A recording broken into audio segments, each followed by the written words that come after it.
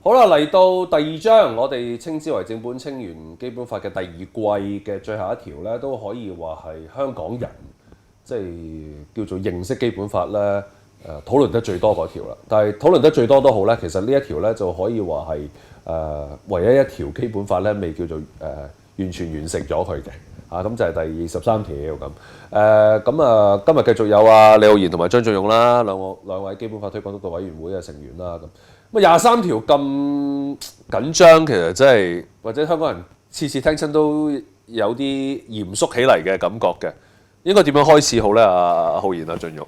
其實咧，好多人講即係我哋即係坊間社會就好簡化咧，就叫基本法23條即係立法咁樣啦。咁啊有一次咧好得意啊，我就去講書啦，咁跟住問啲在聽眾咧就話：喂，基本法有幾多條條文啊？咁有個朋友就話：22條。嚇點解咧？因為23條未立法。咁所以但係即係23條真係要睇我哋節目喎。我哋諗住講晒160條嘅喎，其實都真係。即係當然，其實我哋喺所謂國家安全前面都唔可以講少嘅。咁23條其實點寫嘅咧？23條咧就係話香港特別行政區應自行立法禁止任何叛國、分裂國家、煽動叛亂、顛覆中央人民政府及竊取國家機密的行為。禁止外國的政治性組織或團體在香港特別行政區進行政治活動，禁止香港特別行政區的政治性組織或團體與外國的政治性組織或團體就建立聯繫嘅。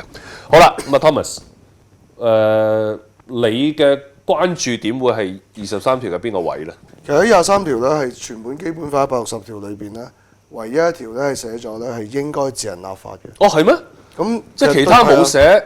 其實只係話，譬如要遵守本地法律或者點，就冇話應該自行立法呢一個概念。所以其實呢個係喺意義上咧，其實係特區香港特別行政區嘅政府咧係一個責任嚟嘅，一個憲制嘅憲制責任嚟嘅。所以點解成日話係憲制責任？就因為其實係寫到明，你應該做呢一樣嘢。應該要去做嘅嘢。如果咁樣理解，阿浩然你啊，即係刨熟晒160條啦嚇，Thomas 都好熟啦。咁我意思係咪即係話，其實160條裏邊呢一樣係明顯係未做完，要等回歸咗之後，你揾時間做咁解嘅咯？其實有呢個概念喺裏邊嘅喎，係咪咧？係啊，正如 Thomas 講咧，其實係呢一條條文咧喺成個基本法裏邊好特別嘅，因為160條條文咧就只有呢一條咧係要求就話香港特區咧自己係一個憲制責任咧做翻呢一件事，就係即係自行立法去規管翻即係一啲國家安全嘅問題咁樣，其他條文咧都冇出現過嘅。即係其實我哋應該理解就係當其時寫基本法嘅時候咧，國家係咪未係個國家個對於國家安全嗰個法例咧，同而家係有少少唔同咧？我諗應該咁講咧，就係即係當然啦，即係個世界形勢亦都唔同咗啦。不過其實呢一條條文對最主要咧就係照顧翻香港人。就係第一咧，就係即係香港人比較關心，亦都可能擔心嘅問題啦。咁好啦，就留一個即係對香港人信任咧，就留翻個空間，由香港自己去即係按照香港嗰個實質情況去自己立法啦。咁等香港人就放心一啲咁樣。咁而實上呢個係即係好怪嘅一件事，就係我自己覺得咧，就好多人就將個概念好模糊嘅就23條立法。咁但係其實全世界每一個地方咧都有關於國家安全嘅一啲法律嘅保障，即係呢個其實係喺世界嚟講，每個地方都好普遍。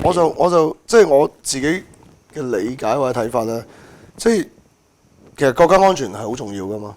咁但係當其時可能84年嘅時候，寫基本法嘅時候咧，點解呢條會係留空咗咧？即係其實係咪因為當其時國家亦都希望俾到香港多啲空間？或者係其實主要係信任香港啦，擔心係信任香港啦。咁另外亦都係對自己當其時可能個發展亦都係未係完全把握到，定係當其時嘅國際情況。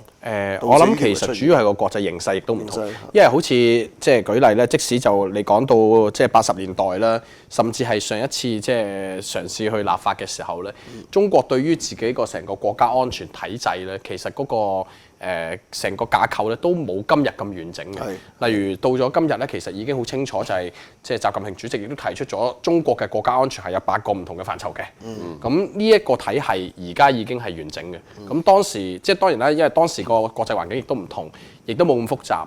咁亦都係中國嘅發展，亦都係未去到嗰個層面可以去諗到咁多，即係呢一個嘅安全嘅架構咯。其實係我舉一個好簡單嘅例啦，其實就美國大家都知道嗰個國家安全自從2001年嘅即係恐怖襲擊911之後，其實都有好多嘅變化啦。其實佢哋就算係咁都好咧，佢哋由2001年到今日2017年咧，其實嗰個國家安全嗰個即係資源調配啊、設計啊、思考啊，都變咗好多㗎啦。係思維好簡單。80年代你點諗過互聯網係啊，同埋社交網絡係係咁嘅狀態啊？冇錯。科幻小説都寫唔到啊！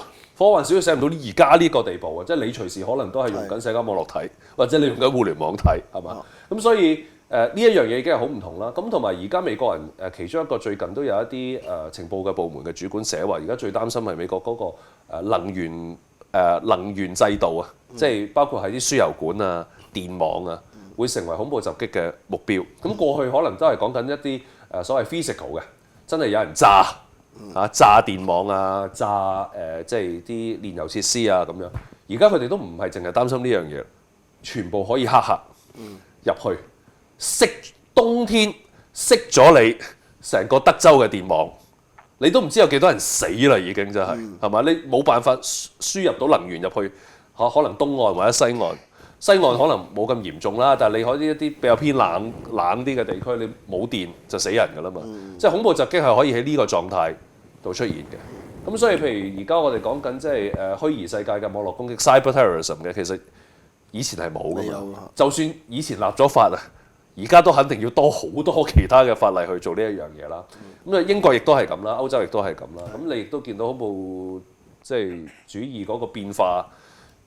用斧頭又有撞車又有，咁都有好多即係好多各色其色嘅。咁其實呢個都係一定要透過法例去變化㗎啦。咁我反而就覺得可能有一點大家要值得留意嘅咧，就係喺2017嘅行政長官選舉期間咧，有提過話，我哋上一集講過嘅就基本法第22條立法嘅。咁但係其實基本法第22條，正如阿 Thomas 同埋即係浩然所講咧，其實冇話香港特別行政區需要就22條就立法㗎嘛，係咪？即係冇呢一樣嘢噶嘛，咁反為就係話23條係寫明要自行立法嘅。咁第二個重點咧就係話都有人喺行政長官選舉期間就話，不如用一個所謂白紙草案嘅形式去立法啦。咁我就當時喺我自己嘅個人意見節目裏邊都講過一個咁嘅觀點，或者大家都可以攞出嚟討論下，或者可以喺下邊留言討論下啦。我就覺得一個關於國家安全嘅法例，點可能存在用白紙草案嘅形式咧？白紙草案你哋上網查下就知㗎啦。咁我好快咁講下，白紙草案其實就係將你所想寫嘅條例寫晒出嚟，然之後作為一個諮詢文件一樣咧，就掉晒俾全香港人去討論啊嘛。我就話噏出嚟都有啲匪夷所思。你估一個同國家安全有關嘅條例，香港特別行政區嘅政府使唔使同中央人民政府有攞咗共識先啦？裏邊點寫法，啲細節係點樣？呢要同成個國家嗰8個安全範疇要有晒協調先㗎啦。咁你仲攞住一條傾好晒嘅條文出嚟走去同全世界傾，冇可能㗎嘛。所以基本上都一定係，如果23條係本地立法咧，似乎白紙草案嘅形式就可能性係微乎其微。我就覺得根本冇可能，都係唯有用 Blue Bill 㗎啦，即係藍紙草案就即係直接入立法會，大家去討論㗎。當然咁唔代表唔使諮詢。都要做諮詢，但係就唔係一種白紙條例草案嘅諮詢，就用翻一般恒常嘅諮詢辦法，收翻嚟啲意見，再寫好做法例，攞上去，大家傾完，再攞翻落嚟咯。我覺得就似乎係一個咁嘅狀況，會似樣啲咯，就唔係一條即係白紙草案咯。同唔同意我呢個分析咧？當然我呢個個人意見嚟嘅，係咪？你同唔同意呢個睇法咧？同埋你頭先提到咧，即係佢一定要涵蓋咧，即係好似頭先所講，網絡嘅安全啦、能源安全啦。金融安全啦，特別係香港嗰個環境啦，跟住有一啲可能係即係分裂嘅，即係恐怖主義啊等等啦，即係特別係中國面對嘅所謂即係三股勢力嘅嗰個即係新疆啊嗰邊嘅西藏啊等等呢啲分裂勢力，咁呢啲都一定係要涵蓋嘅其實。係咁，所以我想講嘅就係話當日嘅23條立法同今日嘅23條立法咧，好明顯咧，今日嗰個複雜性係高咗好多。調翻轉頭，你亦都可以話，其實全世界越嚟越感受到嗰個迫切性。